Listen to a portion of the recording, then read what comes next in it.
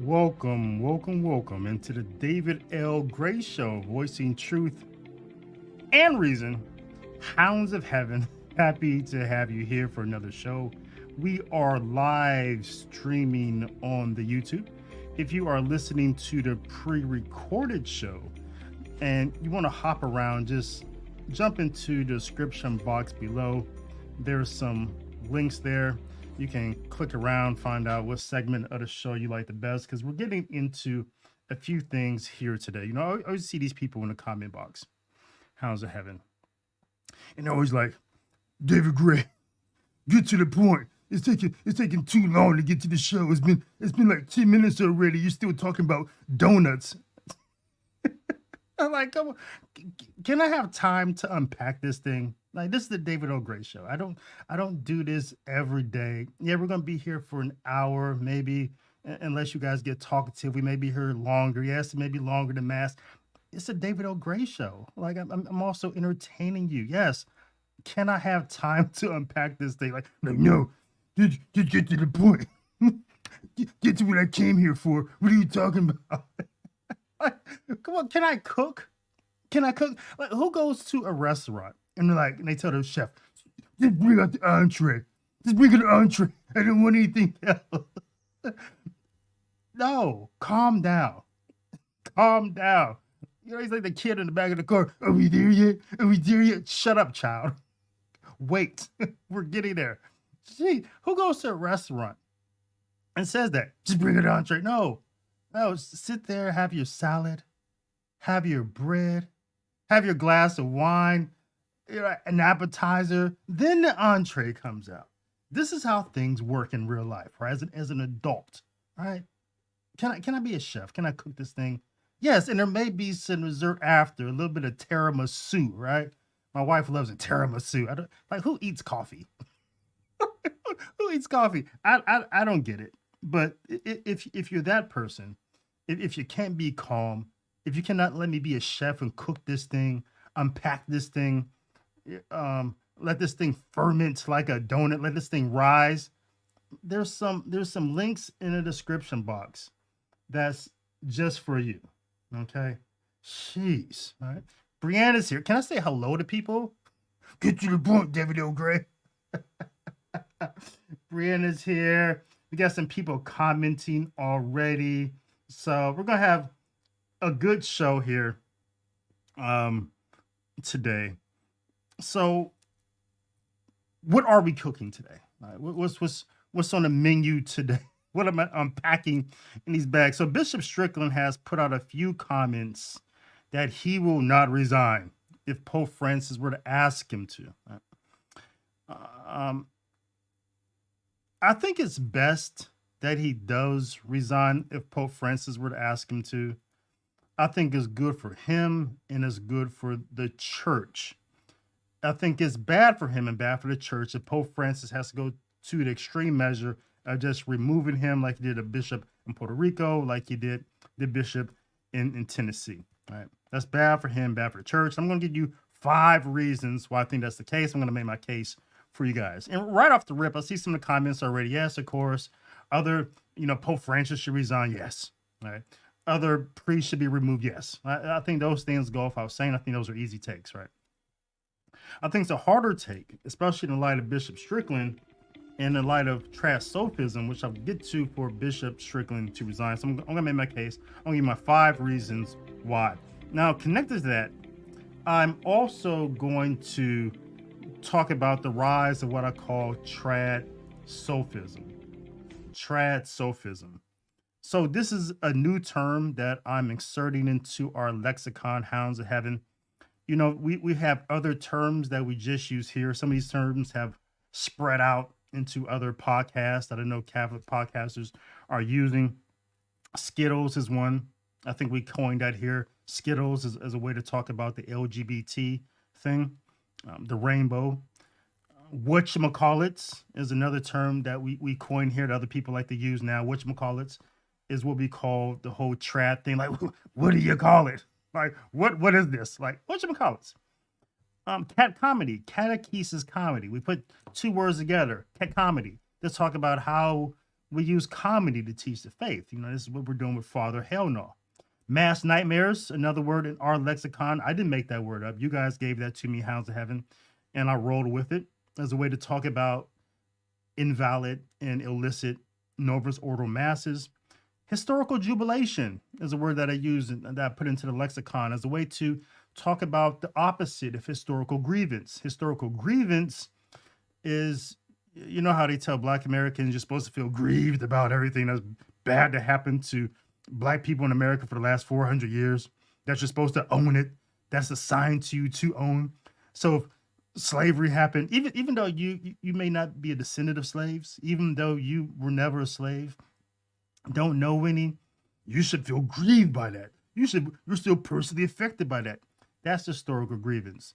Whether it happened 400 years ago or yesterday when some white cop killed a Black kid, you're grieved by that. Historical grievance. I coined a term called historical jubilation. We've talked about this. We're also, Black Americans are supposed to feel jubilated about things that happened in the past, like when Madam C.J. Walker, when she invented a hot comb, that was you. You invented that. Or when Wakanda, right, was discovered, that was you, right? So you're supposed to feel jubilation about these things. So trad Sophism is a new word. We'll unpack that. I'll cook that into the pot. And we'll be taking a look at a person who I respect, Timothy Flanders over at 1 Peter 5, as our best example of that. So that's the show today. That's where we're cooking. If you don't like those topics, just then hop down into the description box below. Also, before we get into the show, if you haven't checked out the Return to the Sacred discussion course that we have at St. Dominic's Media, what are you waiting on? There's never been anything like this in Catholicism before. It's amazing. 27 different Catholic priests, deacons, theologians, religious, evangelists, all answering the same questions in a different way about the most important thing today. What happened to the sense of the sacred? What happened to the sense of the sacred? How come sacred no longer has a place in society, even in some Catholic churches? What did we lose along the way by losing a sense of the sacred? How do we recover it? So here's a clip here. Liz Yore is one of the 27 people. And check out this clip and then hop over to stdominicsmedia.com to check out the 27 others. It's a free course. So what I learned, did not expect to learn, is that we need to watch and guard and protect our church as if we are guarding and protecting our family. That anything that we see that our instincts tell us is not right, whether it's words or actions, we need to speak up. As a parent, you wouldn't ignore improper behavior or conduct of your children. As Catholics, as children, we're warriors with our confirmation sacrament, warriors for Christ. We must speak up. And so as a result of investigating clergy abuse for 6 to 8 years, and then for another 20 years, I became absolutely intent on examining and watching what was going on in the church. Because frankly, I knew a number of these priests. Young men, old men would come in and tell me what priests had abused them. I grew up in Chicago. The Catholic community, although it's very large, it's very small, and everybody knows each other. And so there is a part of all of us, that I should have said something or should have been attuned to what was going on, had I known. So I resolved that from there on, I would become absolutely insistent on examining what was happening in the church. So Ms. Elizabeth Yore, her and 26 others have helped put together this course, return to the sacred. There's never been anything else like this in Catholicism. Like Brandon said, it is phenomenal. I'm just so amazed how this course turned out. There are some very popular lessons over there that I noticed that people are really gravitating to. One of them is by Mr. David Torkington about mystical, Catholic mystical prayer. So it's amazing. So check it out. It's free. This is the David L. Gray Show, voicing truth and reason. Let's go ahead and get into the show. Hovering over the skies of a post-Christian society, we have spotted a man with a donut in one hand and rosary beads in another. Child, I'm about to whoop Satan's behind. He is boldly proclaiming truth and reason like no rigid Catholic ever has before. The David L. Gray Show begins now.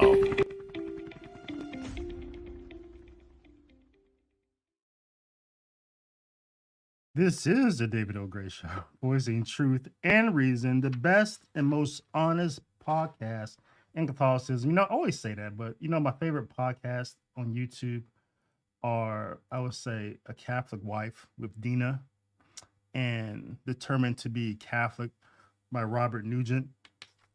They're different. You know, they're not like a show like this. They're not like in podcast like format or anything like that. They're just like two Catholics just sitting down. Hey, let's have a conversation. I would love to just have those Robert and Dina just over to the house and just sit down and talk. So those are my two favorite podcasts. But so Bishop Strickland,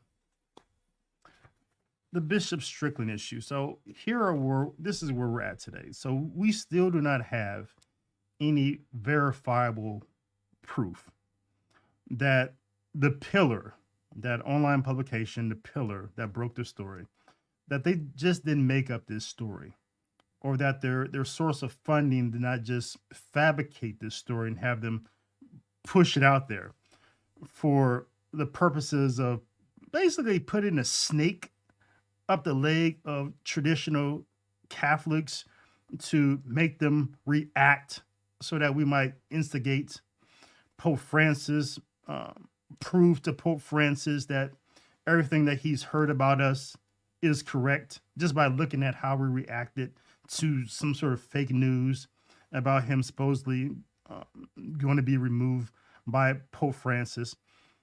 So, and just listen to Bishop Strickland, some of his recent comments lately, that he won't resign. You know, he's going to have to remove me. That type of thing. So if this was just a ruse, if this was just some sort of fake news, they see how we were going to, how traditional Catholics are going to react to this whole sort of thing, we failed. Right? We failed. Traditional social media, traditional Catholic social media influencers have failed. We had a whole bad take on this issue. If that's were the case, they can easily say to Pope Francis, look, we told you. These guys are just a bunch of a-holes. Like, look how they're reacting to this whole thing. And we know that if that is the case, the man who's truly behind this is not Pope Francis, is America's Pope, Pope Supich. He's the one who makes all the decisions in the United States. He's the one who decides who's going to be removed as priests, who's going to be removed as bishops. Supich of Chicago, the Cardinal, Archbishop of Chicago, he's the one who's making the calls in the United States. So we all know that. It's not Archbishop Broglio, the president of the United States Conference of Catholic Bishops. He's not calling the shots. It's not Archbishop Cardinal Dolan of New York. He's not calling the shots. It's America's Pope. He decides who's going to be removed, who's going to be silenced, who's going to be canceled. And definitely, Joseph Strickland, the Bishop Joseph Strickland of Tyler, is not his guy. Again, according to Bishop Strickland, he knows as much as you and I do about this whole thing. He hasn't heard anything from headquarters, but he said recently, even though he hasn't heard anything from the Vatican about this whole thing, he's recently told Newsmax, and in an email to Joe McClain of the Catholic Take podcast, that he will not resign even if he's asked personally by Pope Francis, that he will not resign. I think he's told Joe McClain in that email that he won't resign willingly, but if Pope Francis asks him to if he removes him, that he will not fight. Like, he's not just going to stay in the chancery and like chain himself to the altar or something like that. That's not going to happen. So he will go. And one of the reasons that he's saying this is because he's saying that he was installed, or he's made pope, he's made bishop by a dead pope, Benedict XVI. And because he was made bishop, he was given this charge. He was given this charge to be shepherded by a pope that is now dead, that he cannot resign. So that's a little bit of trad sophism that I'll get into later. He's saying they will not resign, but if he is removed, that he won't fight for it. It's kind of like that whole thing, that whole explanation, that whole flow of how things can work out kind of reminds me of when the woman I was married to civilly, when she said she was going to divorce me, and I was like, well, I'm going to fight it until the judge says that it's over. And then after the judge says that, I'm done. It's over. I'm not going to ever pursue this again, right? And so, I fought that for like a number of years, maybe 3 years. And so I get it, right? On principle, I get that whole thing. I'm going to fight until it's over. I get that. So on one hand, I say that, you kind of know when you're talking to someone who's never been in a street fight. It's like when they talk about fighting a fight that they know you can't win this fight, right? Right. And so I think people who have actually been in street fights just kind of know what to do in situations that you cannot win. And I think it's like fake bravado to say, oh, I'm going to fight, right? So I'm understanding this on one hand, that it sounds like bravado to me. Real fighters, they learn how to fight fights they can win. This is why you see professional boxers. They don't just fight anyone. They pick and choose their fights. They fight fights that they really believe that they can win. And it's not that they run from fights. They're just smart about fighting. And I think there's a way that Bishop Strickland can win a lot of rounds in this fight. But there is a round where Pope Francis just throws a knockout punch. Everyone knows he has a knockout punch. He can just remove him. There's a lot of things he can do, and there's no way to avoid that. So again, if the outcome is uncertain, on the other hand, right, there's an uncertain outcome, like, like your spouse saying they're going to divorce you. You don't know how that's going to end. So you just fight. So, and you do the right thing until the judge says it's over.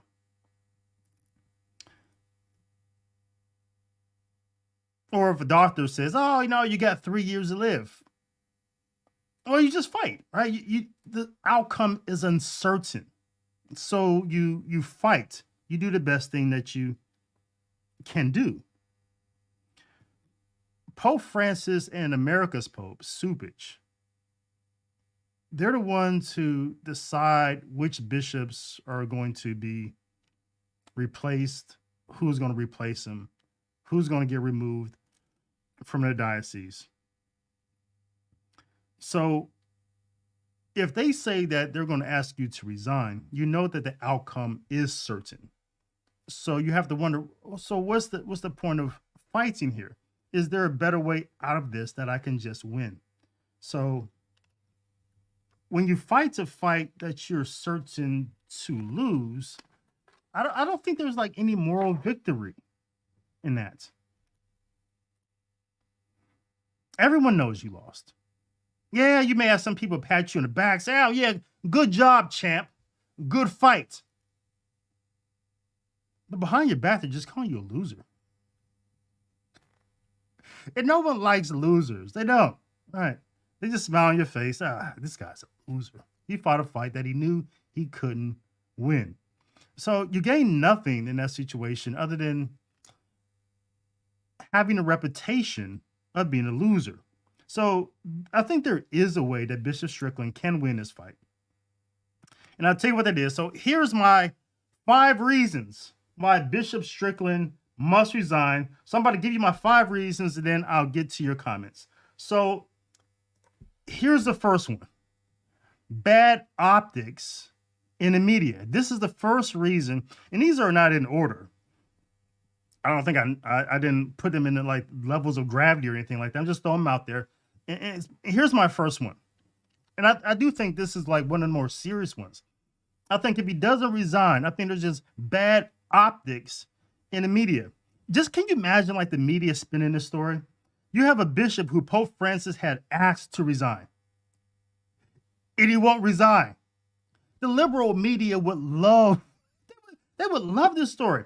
Catholic liberal media, what is it? National Catholic Reporter, they would eat this up. What's the other one? Where is Peter? They would salivate over it. This is a wet dream for liberal media. I mean, here's some headlines that I'm going to throw out. This is some of the headlines, some of the things that would happen. Conservative Catholics choose Tyler Bishop over Pope.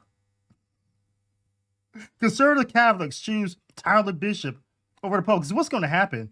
You're going to have all these people who get all campy, who say, "Oh, I stand with Bishop Strickland." They're going to change their profile picture to Bishop Strickland. There's going to be rallies, all this type of stuff. There's going to be rosaries, right? You know, all this stuff.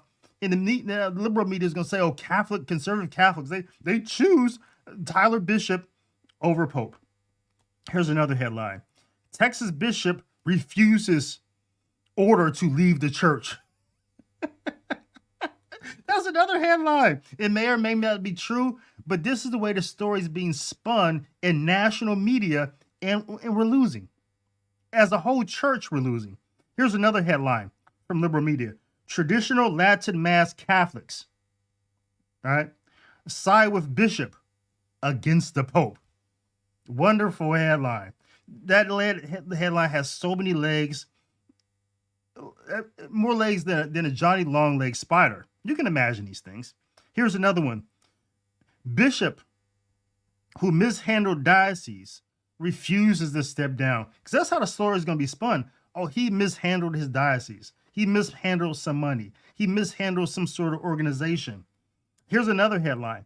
Catholics, American Catholics at war with Vatican. Come on, you cannot tell me that's not a headline over at Yahoo News. Of course it is. Catholics are divided over who to obey, the Pope or the local bishop. Come on, I would write that headline if I was a liberal Catholic. That's great. That's over at 1 Peter 5. Here's another headline. American bishop says he will not resign. American bishop tells Pope to screw off. That title is over at TMZ. Yeah, TMZ. TMZ has this headline. American bishop tells Pope to screw off. And there's a picture of an American bishop telling the Pope to screw off. Saturday Night Live, they pick up this story. Saturday Night Live, there's a Saturday Night Live skit, because there will be. And it says it has Bishop Strickland in a jacuzzi on the phone with Francis, right? You know, the skit is just awkward, it's messy, and we look bad. So if you don't care, Bishop Strickland, how this whole thing will play out in the media, I think you should be smart enough to know how this thing plays out. If you're asked to resign and you don't, then you just don't care about optics, right? And you're saying screw the media, which is, you know, I get it. Yeah, screw the media, screw the liberal media. I get it. But if you do care about optics, how this does affect Catholics, how this does affect the church, perception is reality in a sense, then the best thing, you know, you could do is, I think, just resign if you're asked to, so that it doesn't get to this. Reason number 2. So first one is bad optics in the media. This number 2, it's just bad optics for a bishop, bad optics as a bishop. So the idea that you receive some sort of mandate from Pope Benedict the 16th, I think that's exactly what Pope Francis and America's Pope, Supich, wants to hear. Because what it sounds like is that you really don't think that Francis is actually the Pope now. That Benedict didn't actually resign, that he's the real Pope, right? That's what it sounds like. That's how it can definitely be spun. That's how it can be told to Francis. And this plays into their hand. So Pope Benedict, God rest his soul. Lord have mercy on him. We definitely hope he's in heaven. Definitely hope he's a saint one day. Canonized saint. But he's dead. So there's no more mandates. Right? There's no teaching in the church that the mandate of a bishop continues. There's not even a dogma or magisterial teaching of a mandate necessarily. So it's a false reason. You can't cling to the false reason. Again, we can apply Dominican spirituality here. As Dominicans, we would say, well, is that true? Right? We can examine this thing. No, that's not true. He does not have necessarily a mandate from Pope Benedict the 16th that continues beyond his death. Right? So it's not true. Bishop Strickland cannot be shepherd. And this is how it affects him as bad optics as a bishop. Because you can't be shepherd. You cannot lead people as bishop if you're not in union with Peter, the shepherd. Okay. So you can't say you're a shepherd if you're not in union with this. This is just Catholicism 101. Right? He cannot be divided from Peter. Privately, maybe, but not publicly. Not publicly. That's not how that works. So that's bad optics for him saying that he's shepherd, yet he's saying publicly, I'm not in union with the shepherd, and I don't care what the shepherd asks me to do. It's bad optics for the bishop because he's setting up his diocese, Bishop Strickland, against Rome. Now, I know there's people in the comment box saying, oh, well, it's Francis who set up the Vatican against Tyler. I get it, but let's just deal with reality, okay? By saying that, oh, I'm not going to resign, Catholics and Tyler have no advantage to that position, right? Because Strickland has, in a way, made himself more important than a pope, and therefore is unhealthy spiritually for the people in that diocese to have to choose their bishop over Peter. Bad optics for a bishop because there's no path for Catholics in that diocese, right? To be in union with Rome if their bishop is set in opposition against Rome. Right? No saint has ever been on that path. It's bad optics for the bishop because he would not be a bishop worthy of following if he set himself up publicly against the Pope. All right, so a bishop is not worthy for us to follow who's not following Christ Jesus. Now, again, we can say Pope Francis is a bad pope. He's in my opinion, I think he's the worst pope in the history of the Catholic Church. Worst pope in 2,000 years. Fine. But he is the pope that Christ Jesus and the Holy Spirit allowed to be pope of the church, who allowed to be vicar of Christ. Even though he doesn't like that title, that's what Christ and the Holy Spirit has allowed. Just as they allowed there to be bad kings in Israel. The same God who allowed for there to be bad kings allowed for there to be bad popes, right? He allows this so that it's good for us to suffer every now and then with bad kings and bad popes. It's good for our salvation. It's good for our purification, right? But still, as bishop, you still don't set yourself against even a bad pope in this type of way. So that's number 2. Number 3, I think if Pope Bishop Strickland not resigning, say, I'm not resigning, you're going to have to remove me, dude. It creates a win for Francis. Right? Strickland loses, Francis wins. Let me explain to you why. He makes Pope Francis look like the good guy. Let's go back to the media spin. How the media spins it as a Francis win, because because Strickland becomes a villain. Francis wins there. He looks like a good guy, and traditional Catholics look like exactly who he said we are. We're backwards. We're troublemakers. Right? We need to be punished. We don't deserve a liturgy. We're obstinate. The FBI was right about us. We're damaging America's relationship with the Vatican. This is just political. That's a spin. Pope Francis wins because we just like politicians. We're set against Pope Francis because he's a liberal. He's a commie. He's a socialist. Right? Political spin. We just like we like agents of like the Democrat of the Republican Party. Francis wins in that scenario. There's no way for we as conservatives Catholics or traditional Catholics to come out of this clean. There's no scenario where Pope Francis doesn't win.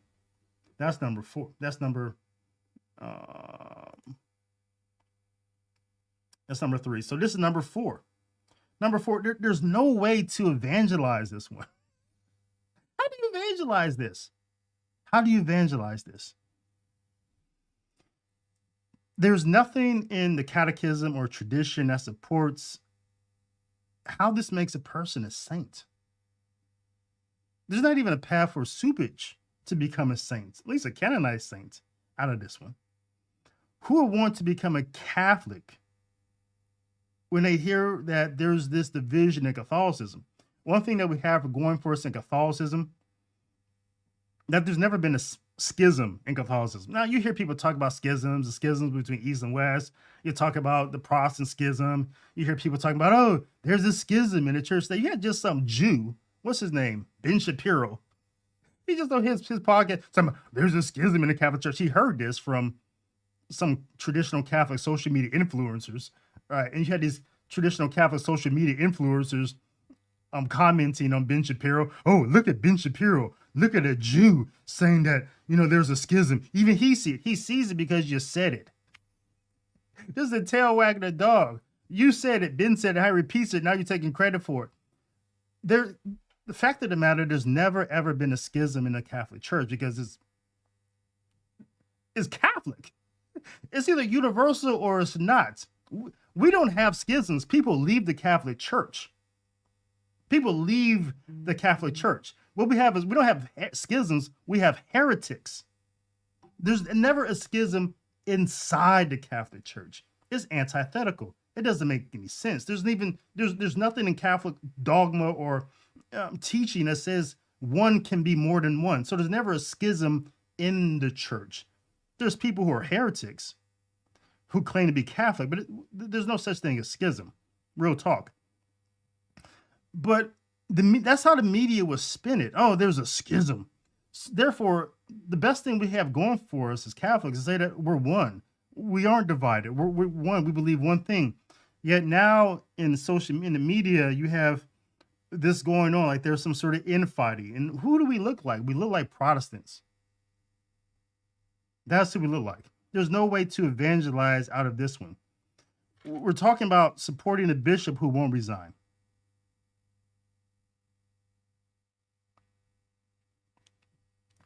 That just never ends well. Who wants to join that church? Who would join that church? I wouldn't. Yes, we believe that a pope is the successor of Peter, but not this pope. No, you can't evangelize that. All right. And they'll say, how do you know? What's your source of authority to resist the pope in this way? Scripture alone. Oh man. So I don't see how this works out, I think it's fake. It's all fake. Right? Joel Osteen will look better than us. We can't evangelize this one. Holiness is about suffering, being set apart from sin. So if the Pope is just some sinner, let us suffer for that. And let us set ourselves apart from him, from his sin, but not from him as the successor of Peter. If Francis wants to force a good bishop out because Bishop Strickland is not gay enough, he's not enough, he doesn't have enough skittle, not enough whatchamacallit in him, because he hurt his feelings, because America's Pope Sophistry told you that he must go, then let him. And let us suffer the consequence of that. And let Bishop Strickland, you suffer the consequences of a bad pope. It's good for you if you do that. All right, here's the last one. Here's the fifth one. And I'll get to your comments after this one, because I'm interested in what you have to say about all this. So my fifth and final reason that I could word this a number of different ways. Let's go with the prompt. Freedom is winning. All right. If you've ever been a slave to something, you know how good it is to be free. Free at last. Oh, God Almighty, I'm free at last. So Bishop Strickland can just go for the win here. Go for the win, dude. Because you can do more by resigning if Pope Francis were to ask you personally. Now, I'm not talking about some sort of letter from the nuncio signed by Fernandez, signed by Supers. No, I'm saying if the Pope Francis were to ask you personally, give you a call, write you a letter, him sign it, you give a follow-up call. Hey, I got a letter from you. Just want to know if it's real. You're asking me to resign? Yeah, I'm asking you to resign because I don't have any confidence in you anymore. Okay, dude, I'm out of here. Bye. That's it. That's what I'm talking about. Because I think you will be so free to be who God has called you to be. Because you're still going to be bishop. Once apostle of Christ, always apostle of Christ. And by just freely resigning, rather than staying and fighting, you just have more power. You do. You could be like a real opposition figure in the Catholic Church, which is good for us. Because you're young, you have vitality. Right? You could be better than Vigano. Where's Vigano? When's the last time somebody went to a Vigano mass? We don't know. He could be in his mom's basement in pajamas, writing all these letters. Keep going on LifeSite News. We don't know. But you're in Texas. You're with us. And you can be out here offering masses. You could be such a powerful figure. You could do more work from outside the church can you do from inside the church. You could be a free bishop, free from the constraints of supage, free from the constraints of the Vatican. You're never going to become a cardinal anyway. You're never going to become a cardinal. Your career is over. There's no more climbing for you. So sometimes the best way out is out. Sometimes the best way up is out. So, because again, once a bishop, always a bishop. Once an apostle, always apostle. Better an apostle than to be perceived as a Judas, spun as a Judas in the media.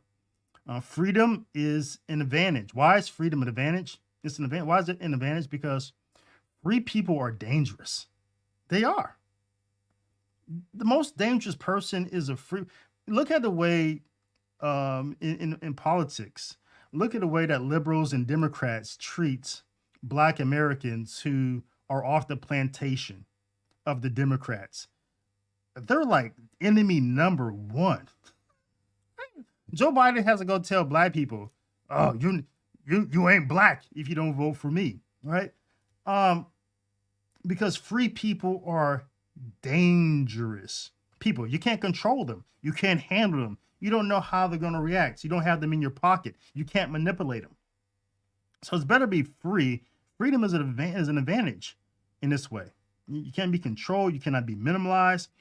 And so I think Francis and Supage, I think their biggest mistake would be to free you as bishop than to keep you in some sort of little diocese of Tyler, Texas. You're never going to get a bigger diocese. You know, you're never going to DC. You're never going to New York. You're not even going to Dallas.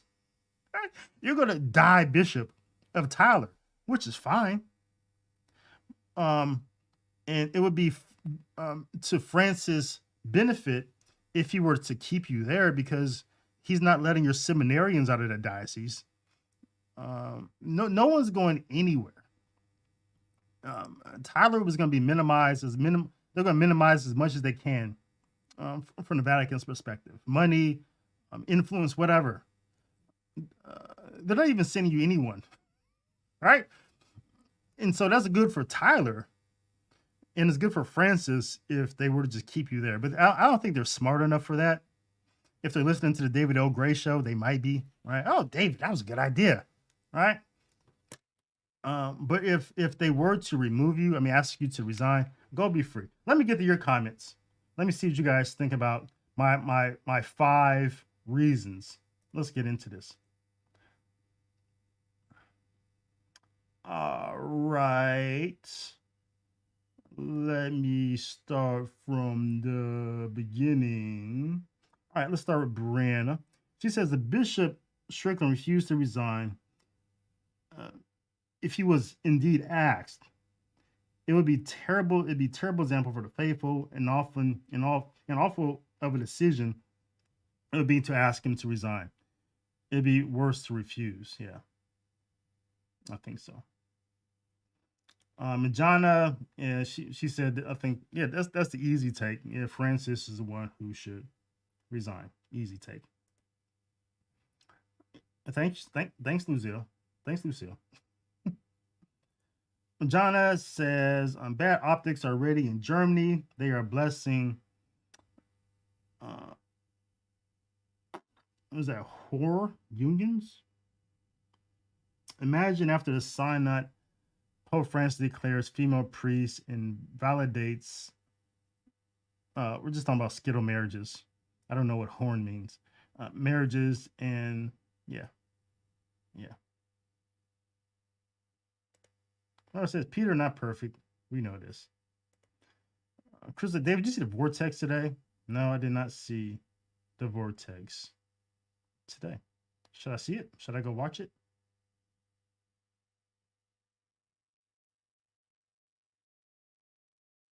What else? What other comments do y'all have for me?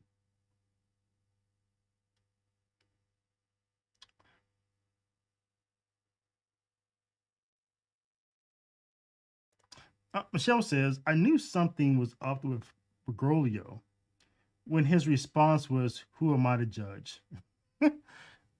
Yeah, I think that was a dead giveaway. We knew something was like, hey, what's going on? Hey, you guys like my clean face? When I was doing the series, Return to the Sacred, it took me like over a month to film all those. And I didn't want to shave because it's like, hey, I'm filming all these interviews. I should at least like keep the same face. I should like wear some of the same suits. I thought it'd be weird if like in the middle of the series, like for some videos you guys see me with facial hair and without not. So that was like the longest I ever went with all this facial hair. I went like a whole summer with facial hair. And yeah, I kind of like the clean face now. I was at MASH yesterday. Somebody didn't recognize me. Said, hey, man, you look 10 years younger. Yeah, no, I think I look good with no facial hair. But I think I look photogenic with facial hair. That's the problem. So.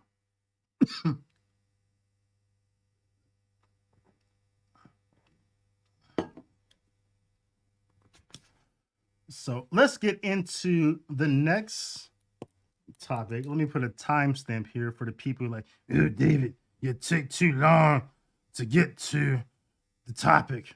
You took way too long. You wait too long. Michelle says, I like the facial hair. Yeah, my wife, she likes the facial hair too. I cut off the facial hair, and she saw me, and she's like, ugh. And she's like kind of extreme, right? She's like, I don't like enough facial hair. And then she says, I'm not gonna have sex with you until you grow the hair back. Like, come on. How do I respond to that, right? How do you respond to your wife threatening you, no conjugal love until you grow your facial hair back, right? Now, I doubled down, right? I went and shaved it with a razor instead of just the clippers, right? You're not gonna, we've been married too long for you to like play those games. That's like the worst thing you can like say. So yeah, I win that one. I win that one. I can listen. I went like years, with no conjugal love. Years when I was single, or at the end of my civil marriage. Years, right? No problem. Right? And I'm 51 tomorrow, September 19th. I turned 51. Listen, I've had enough. Right? There's like, I had enough. Like there's, it's like whatever. It's not like it's, right. So now, listen. So later, if she threatens me, like a little while later, I think the same day, she's like, oh yeah, you do look younger. Well, who doesn't want to have conjugal with their husband who looks younger than like a crusty old man? So, wife is a funny character. Funny character indeed. Yeah, but yeah, she's like you, Michelle. I like your hair. I like that you look good with hair. Let me make another timestamp because I got distracted there. So we're at 48. All right, so the responses from the traditional Catholics, right, is so about how Bishop Strickland should handle this whole thing. A lot of the same bravado. I keep hearing on a bunch of these podcasts and these YouTube shows. You gotta stick in. You gotta fight, right? And I think that's really in itself, even how Bishop Strickland designs an example of what is called trad Sophism. That's Sophism. Trad Sophism. What is Sophism? Well, Sophism is a word. Obviously, it's a noun that refers to like just a fallacious type of argument, just a false argument. It's not. It sounds clever. It sounds like it could be possibly true. Liberals do this all the time. They engage in sophism all the time. Like when they say, "My body, my choice," or "I have a right to choose." That's sophism. It sounds clever. It sounds true. Like, yeah, who doesn't have a right to choose donuts? I do. My body, my choice. Like, yeah, who doesn't have, like, it's my body. I could choose to eat donuts, right? I could be 280 pounds if I want to. Fine. But after you think it through, like after you think it through longer, how they're using it, no, that's not true. So sophism is just fallacious, is soft, silly arguments. Sometimes they use a lot of big words to try to mask how shallow their argument is. That's also an example of sophism. It sounds complicated. Sometimes it sounds intimidating, but that's all on the surface. Once you get just a little bit underneath, scratch the surface a little bit, you can see how silly the argument is. White House press secretaries, they are experts. They can hold a master class in sophism. Politicians of both parties engage in sophism all the time. They're very shallow with their arguments. They really don't lead anywhere. They're just like sound bites. So they always all fall apart. Bishop Strickland saying that he has to stay because he's appointed by dead bishop. That is also an example of Sophism. So I want to get into, but I think is becoming like very popular in traditional Catholicism to engage in Sophism. And the reason why it's becoming popular, the reason why we have a lot of this lately in the Catholic Church is because we've been fighting with Pope Francis for like, what, 10 years now? It's been 10 years since we've been fighting with Pope Francis. And you know how this works. If you're fighting about anything for longer than 10 minutes, the two people who are fighting are no longer interested in the truth. They're not. They're just fighting to be fighting at this point. And someone's just trying to win. And to win, somebody just needs to score a point. just try. I just need to score a point. And this thing, it could be over, right? I can get a win if I can get a point. So this is what Trez are doing with Francis now.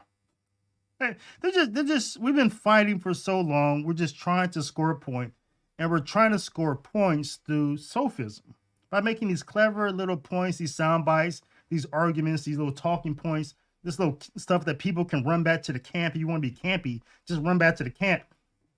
Right, what does the camp believe?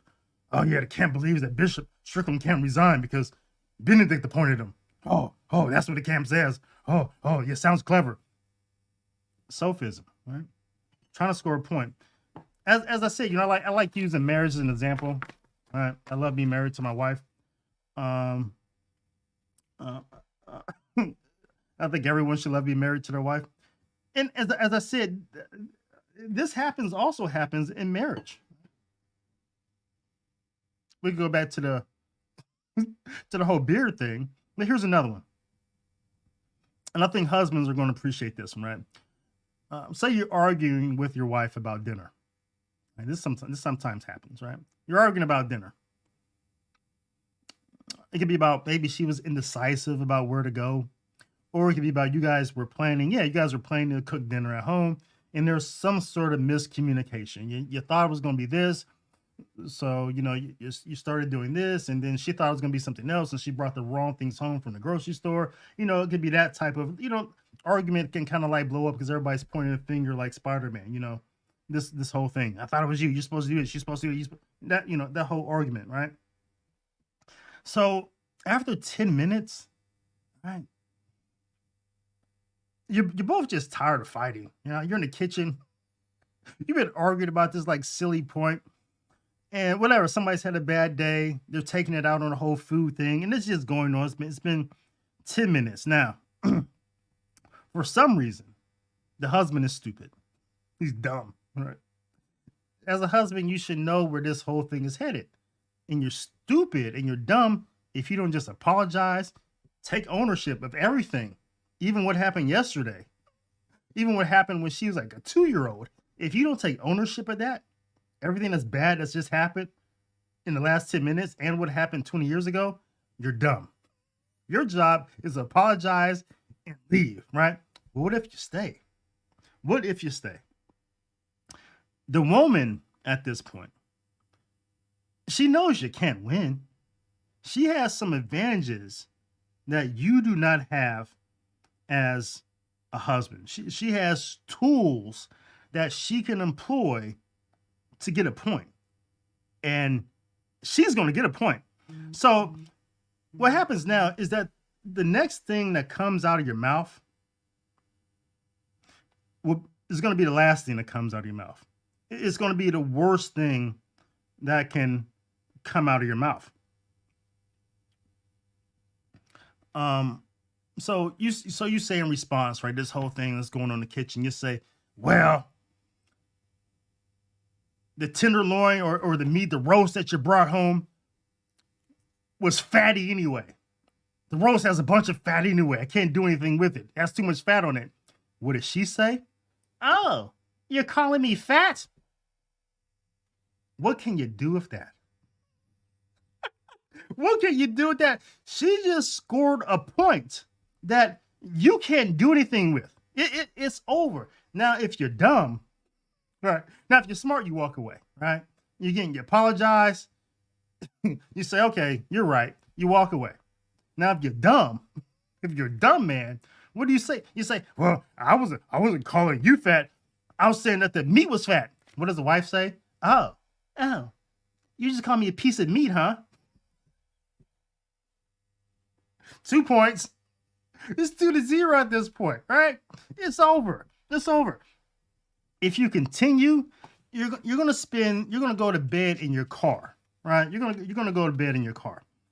So I think that's where we're at right now. That a lot of social media influencer traz right now. You're just trying to score points, and you're going to try to get those points anywhere you can. You're like the woman in the kitchen.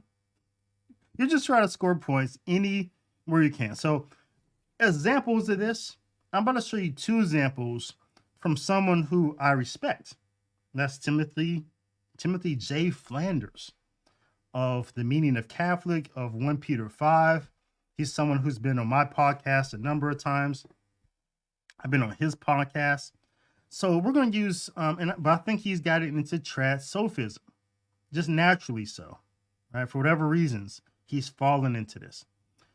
I'm going to show you 2 examples. One of him going after Archbishop Victor Manuel Fernandez, the longtime ghostwriter for Pope Francis, his Amoris Laetitia. He's the one who wrote the bad stuff in the footnotes, apparently. And now he's the head of the dicastery for the doctrine of faith. So that's the one example I want to show you on the video. But first, I'm going to show you him trying to make an argument to why the traditional Latin Mass is better than the Novus Ordo because it has more efficacious prayers, right? And he tries to prove it that way. All right.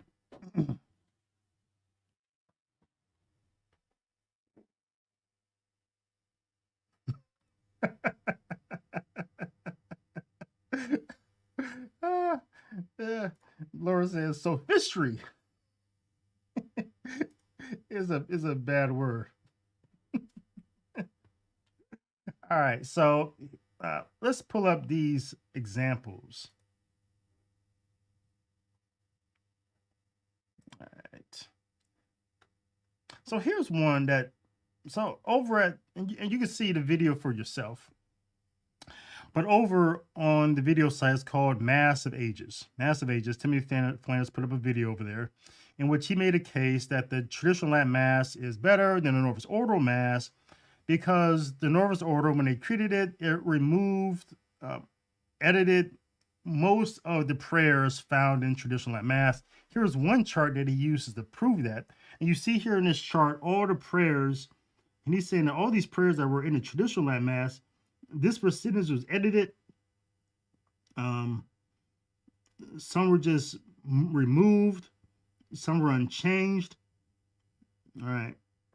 And then he uses this chart. He's going to take the Vetus Ordo, which is the traditional Latin Mass. He's going to take Kramer's Rite, which is Anglican. He's going to take the Novus Ordo. So he uses this chart, again, to make the case that all these prayers that were traditional Latin Mass did not make it to the Novus Ordo for whatever reason. They're either just removed or they were edited. Then he uses this third chart as an example to demonstrate an example. This prayer in long form that was part of the collect prayer for the Holy Innocents. He says that this is the original prayer, then was edited, and the part that's in bold in the brackets was taken out. Okay. All right. Trad Sophism.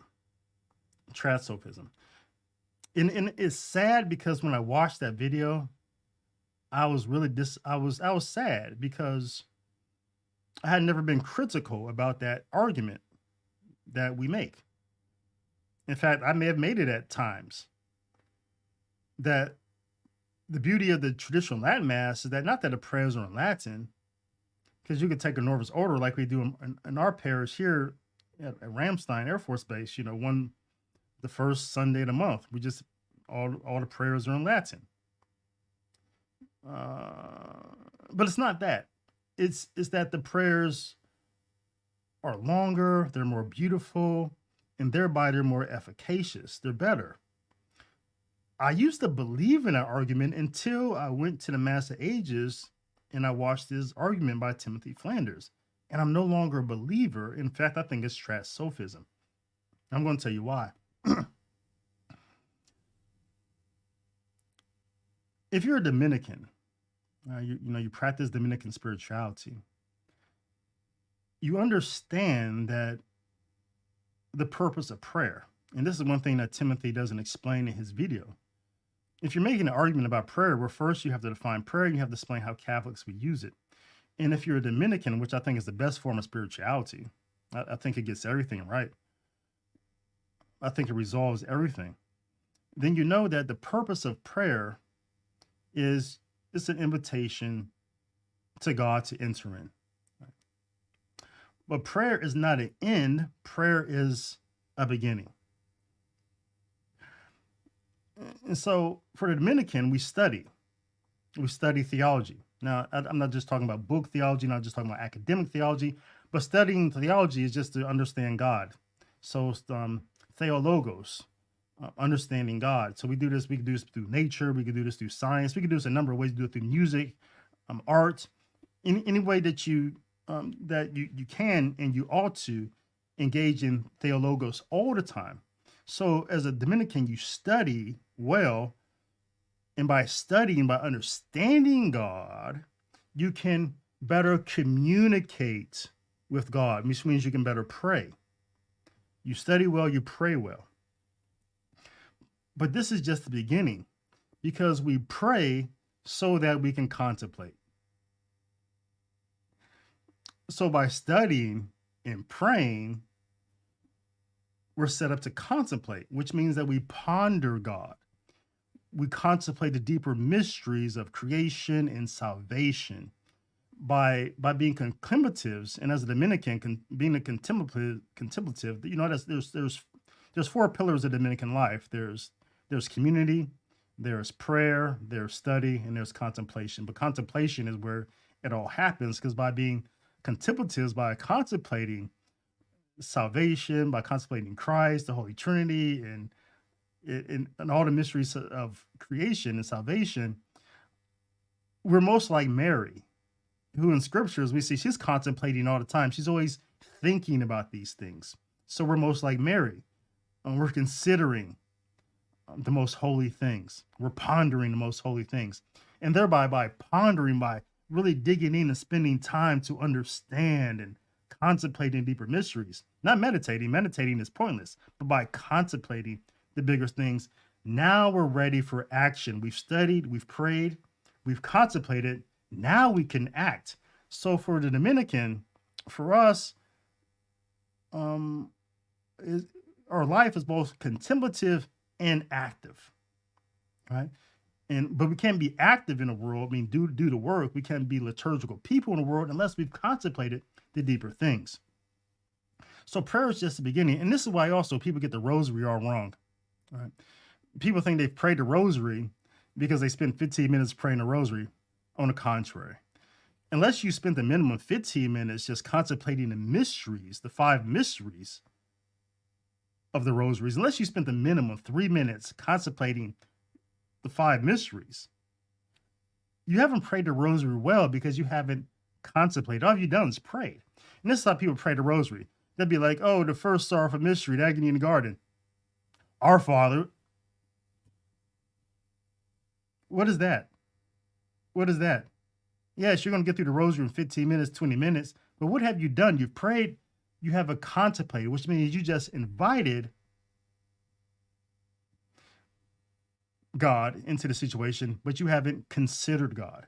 You've invited God, but not have considered God. You've been inconsiderate in praying, right?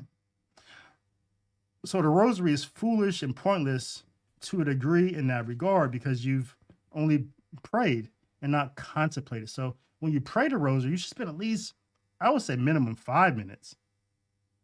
But you go 3 minutes contemplating this mystery. Then pray. Because prayer is just the beginning, right? So you begun, but you haven't considered, Right? So you can't go into the active life without contemplating deeper mysteries. So that's Dominican spirituality. And so I think it resolves it, makes this whole thing, makes it sound like trad Sophism when Timothy Flanders is saying, oh, well, in Latin, right, these prayers are much longer, they use more words, they're more eloquent. And all these prayers in Novus Ordo, they've been removed, they've been taken out, they've been edited, they've been abbreviated. Okay. Prayer's just the beginning. Have you contemplated that which you've prayed? So I'm not saying it doesn't matter what you prayed. What I'm saying is, that which you prayed, did you contemplate it? So we can take this same prayer that Timothy used, right? You say, oh, this was edited. Okay, these parts were taken out, destroy our evils, and it looks like it's a big deal. Okay. But that which you prayed, did you contemplate? And by contemplating, you can arrive at the same place. If you studied and you prayed, then you can contemplate. And you can arrive at the same place. Then you can be active. So this is why in the liturgy, one of the most important things in the liturgy, it's not, I wouldn't say, I would say it's equally important, not more important, as equally important to praying is contemplating. And how do we contemplate in liturgy when there's a bunch of noise and a bunch of chatter? Well, this is what a liturgy should have: a bunch of silence and no words. If you want to have background music, fine, whatever. But it should have time, spaces in the liturgy when there's silence so that you can contemplate that which you've prayed, that which you've heard. Then you can go to the next thing. Sometimes we treat a liturgy like as a rosary. We just keep going and going and going and going and going. This is an error. And so the biggest flaw of the Novus Ordo, if you were to reform the Novus Ordo, rather than suggesting times for silence, you would put into the rubrics, you would put into the order of the Mass, mandated times of silence. You would say, after the collect, there has to be 5 minutes of silence. After the homily, there must be silence. After receiving communion, there must be 15 minutes of silence. You would mandate these things rather than suggest them as the general instruction of Roman Missal does. Why? Because you have to contemplate that which you prayed. Otherwise, you cannot give away what you did not receive. Right? So by pondering God, deeply pondering God, you can then give God away. Unless if all you've done was invite God but not contemplate God, truly consider, you cannot be active, you cannot give it away. So that's trad Sophism. Right? Now, here's another example. Here's another example of what B says. Here's more trad Sophism, right? And I'm going to show you Timothy does this as well. So this person B heard just a piece of what I said, right? Didn't even take me in full context, and says the rosary is never foolish. Did I say that? Did I literally say those words? Or did I contextualize them and say that it's foolish in a sense because you've prayed but not contemplated? No, this is trad Sophism. It's clever, it sounds good. It's not even true because that's not what I said, right? Right. So this is the type of games we engage in. B wanted to come on my podcast, so I'm going to get a point. Wrong podcast. So here's another example. All right, let's take a look at this video.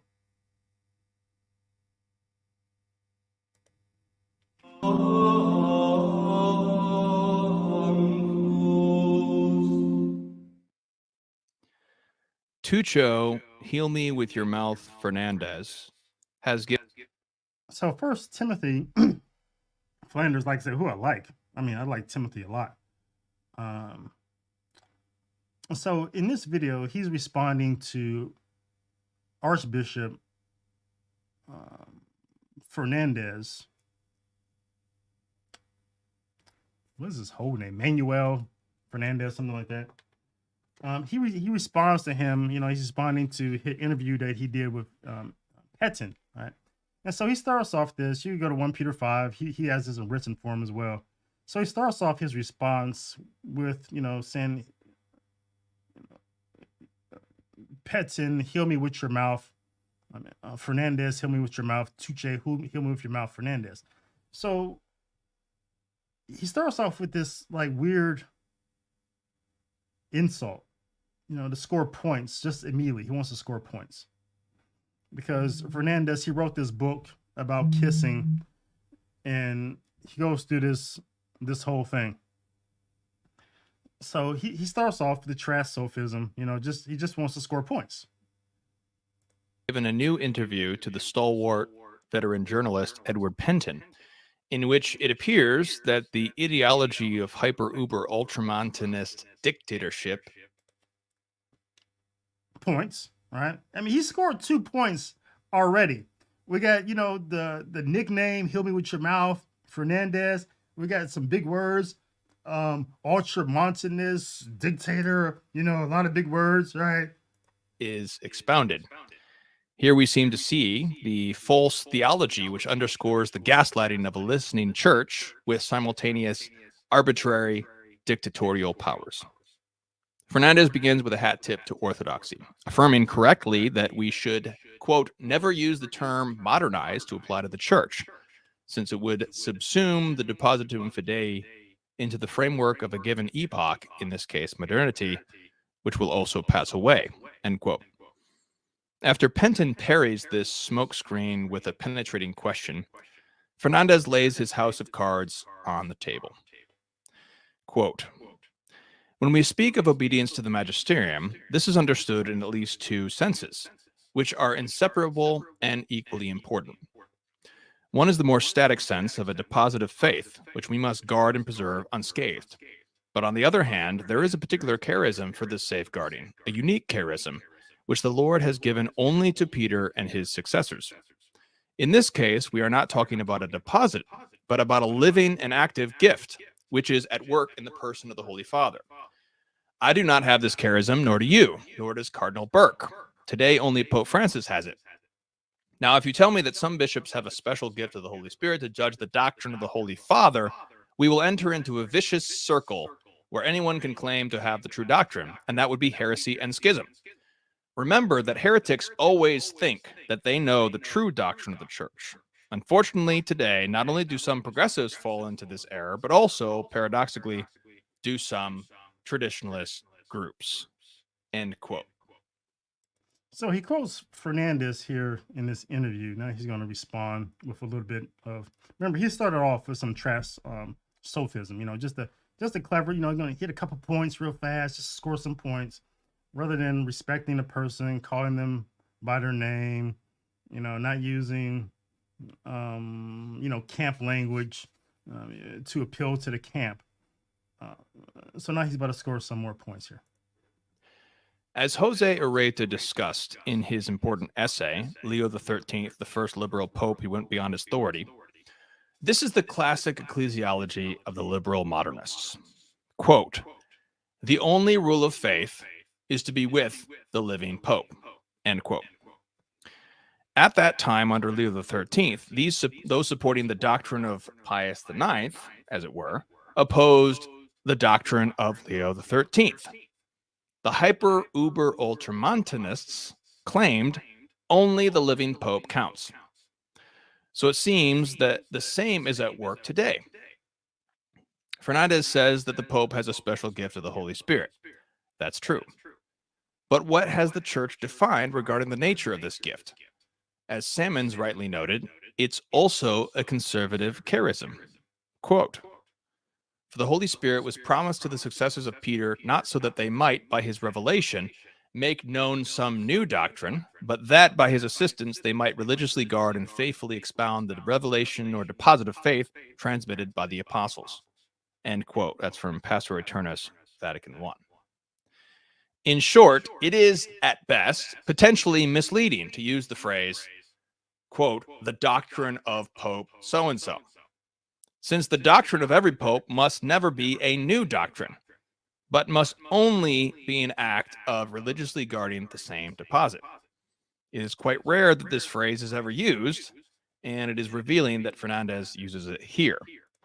And so the problem here with trash Sophism is that we went years, at least since 2017-16, with traditional Catholics, some of them saying that, oh, Pope Francis, they say it's Pope Francis, how he, they give him credit for this amendment to the Catechism paragraph 2267, about the death penalty being inadmissible. Some traditional Catholics, they openly say, and have openly said it, even on 1 Peter 5, that, that change belongs to Pope Francis. So they openly say, well, that teaching is Pope Francis, because they're saying, it doesn't belong to anyone else. They say this in error, of course, without really examining Benedict XVI, St. John Paul II, and the last 50 years of the magisterium calling for an abolishment of the death penalty. So Pope Francis was never a death penalty guy. He's just following where the church has been leading in the last 50 years. Yet they say in error, they say, that teaching belongs to Pope Francis. But now Timothy is saying, we cannot say that teachings belong to one pope, because that's some sort of ultramontanist sort of thing. And so the trash Sophism has gotten to a point now that it's loopy, right? Arguments that we made in the past, we're saying, we cannot make those arguments. And so we're arguing against our own selves now just to score a point. Notice the Gnostic angle of the new head of the office formerly known as Holy. He says, quote, heresy and schism results when anyone claims, quote, a special gift of the Holy Spirit to judge the doctrine of the Holy Father, end quote. It is good that he says his two aspects of the magisterium are inseparable, but let's break this down a minute. Number one, the static depositum fidei is publicly defined and understood by all. It does not require a special gift to be judged and understood. Number two, however, the doctrine of the Holy Father cannot be judged by anyone. This would seem to require a secret Gnostic knowledge. If Gnostic mysteries are necessary to judge the doctrine of the Holy Father, then that would explain why the Holy Father, one, refuses to answer dubia about his own doctrine, and two, ridicules his critics as being ideologues. So I don't think inserting some sort of construct of Gnosticism here is like trash Sophism. I think Timothy is just trying to really understand a way by which we can understand what Fernandez is saying. I don't think it's a construct in good faith. Right? I think it's an argument to score a point, but I wouldn't say that it's really qualifies as trash Sophism, because I don't think he's really trying to be clever. I think he's really trying to honestly understand. If a Gnostic's secret knowledge alone can understand and judge, then dubia can go unanswered, and all the critics are hopeless cranks. This Gnostic hyperpapalism would imply that a relationship of logic between the depositum fidei and the doctrine of the Holy Father. And of course, whenever someone says that, the argument that you make, it implies, is immediately usually is a logical error, right? Because imply leaves room for doubt, right? So we're more concerned about, what is a literal, what is Fernandez literally saying rather than what he's implying. So to get to what he's saying, what he means, you have to ask Fernandez a question, right? To imply something is just rather lazy, right? So we're not really concerned about implications. With, are you implying that? Just take time to ask the question rather than trying to score a point. So when we say, this implies, we're making, oftentimes saying something implies, oftentimes leads to straw man arguments, which are weak. Is not necessary. Because of a Gnostic superknowledge, the law of non-contradiction need not apply. Number one, the depositum says the death penalty is not intrinsically evil. Number two, the doctrine of the Holy Father says that the death penalty is intrinsically evil. So the whole death penalty thing is usually where a lot of trash just wants to go, because it always comes down to the death penalty. This is the biggest argument that they have with Pope Francis, that he won't let us kill people. Right. It always comes out of that. Like I would say the biggest argument of theology with Francis is his idea that anyone can receive Holy Communion. That I would say that's the biggest argument. But for a lot of traditional Catholics, the death penalty is like the biggest thing because it seems to strike at the heart of, in America, amongst conservatives, those who are politically conservative, those who are Republicans, the death penalty is a sacrament, as much as for liberals, abortion is a sacrament. This is proven by polls. We don't have to argue this. I think a poll recently this year had said that over 80%, 86% of Republicans believe in the death penalty. And I think 76% of those who call themselves conservatives. And so this, in America, life is a political issue. It's not a moral issue. Europe doesn't have that issue. It's a human issue over here. It's not a political one. All right, they were on a whole different trajectory for human rights versus America. America wasn't part of European conversation about human rights. So in America, with two parties, life is always a political issue. Abortion, flip the parties, keep the percentages. With Democrats, 86% believe abortion is a right. Liberals, and so life is a political issue. So when it comes to American Catholic traditionalists, most of whom are Republican and Democrats, it's the cultural thing, the political thing. You have to go back to the camp and you have to believe the death penalty is a sacrament. It's not even an issue here in Europe, right? It's weird that Americans still had this conversation. But where Timothy says that the death penalty not being intrinsically evil was a part of the deposit of faith, not intrinsically evil is that's not true. The dogma is what Catholics were obliged to believe, what we believe has been revealed by God, which is in the deposit of faith. It's silent about the death penalty, in a sense. Yes. Who was it? Urban. Forget which Pope it was. No, Innocent III. Yes, Innocent III said that the secular power can, without mortal sin, exercise judgment of blood. He says something like that. The state power, the secular power can, without mortal sin, exercise judgment. And the Roman Catechism also mentions something about secular authorities or civil authorities, but that wasn't the magisterium. That was the magisterium, but that wasn't the deposit of faith teaching about this.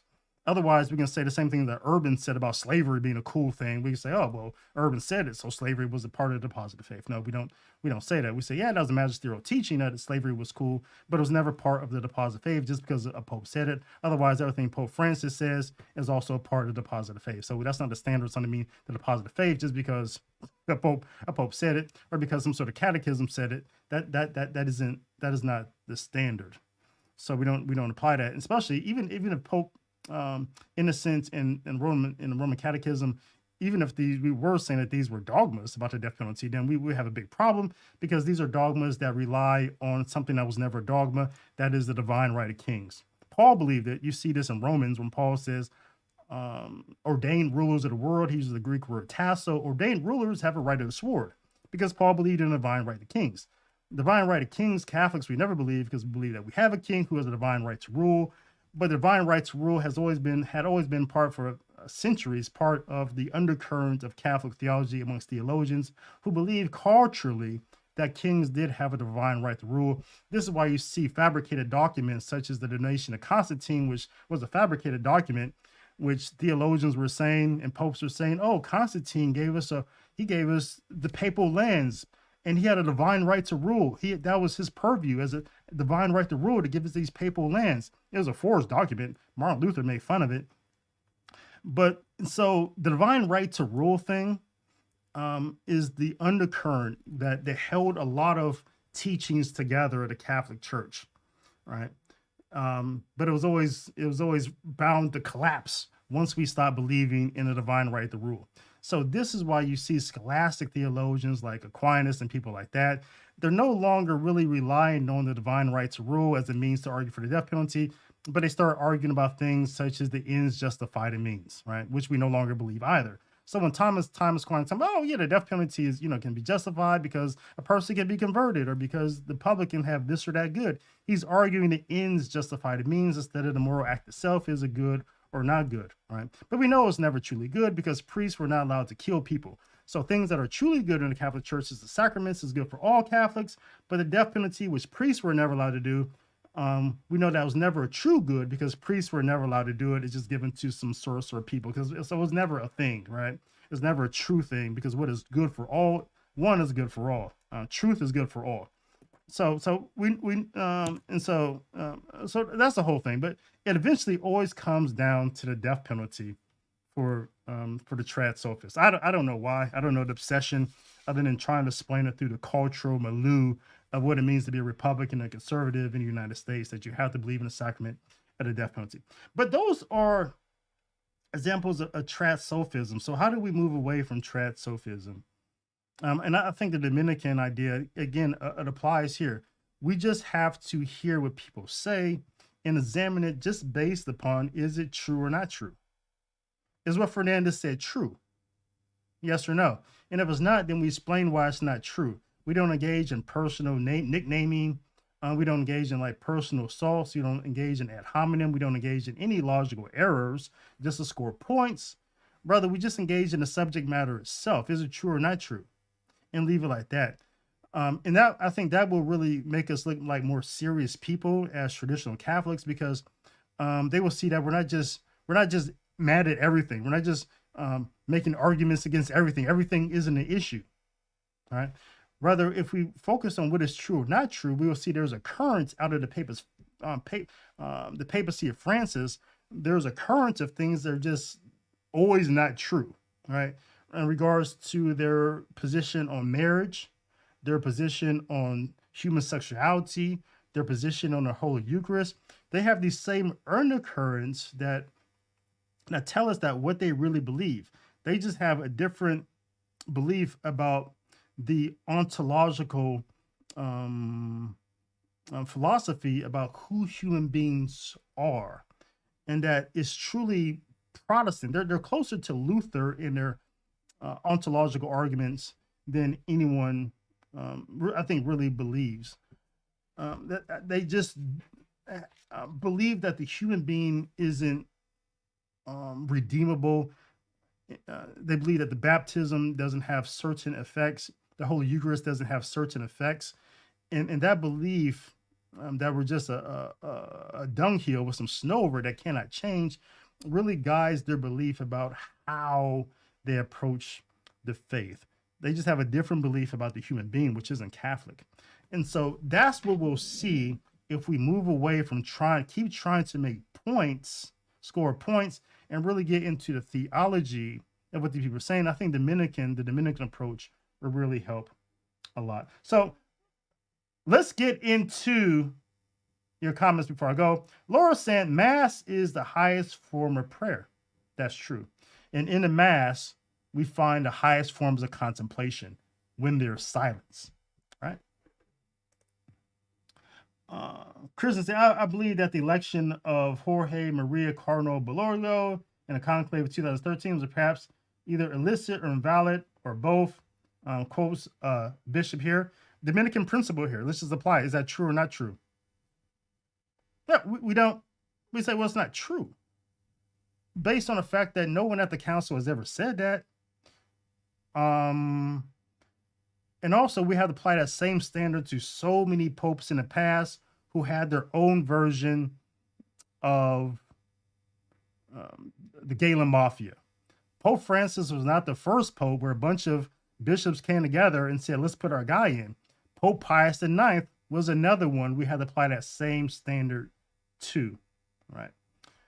So I think that's a problem there.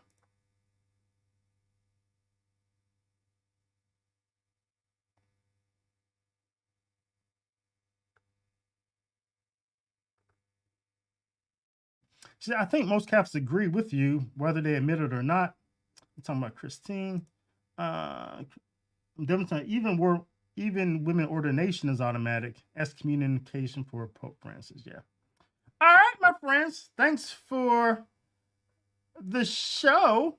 Appreciate it. Thanks for hanging in there. It's been an hour and 30 minutes. I appreciate all you for hanging in to the David L. Gray Show, voicing truth and reason. And I will see you on the next time. God bless. Thank you for watching the David L. Gray Show. If you'd like to check out some of the theology courses that I'm teaching, or read some of the theology that I'm writing about, or listen to some of the theology that I'm podcasting about, just visit stdominicsmedia.com. Also there, you can check out some of the catechesis comedy, the comedy that I'm doing with Father Helnoff.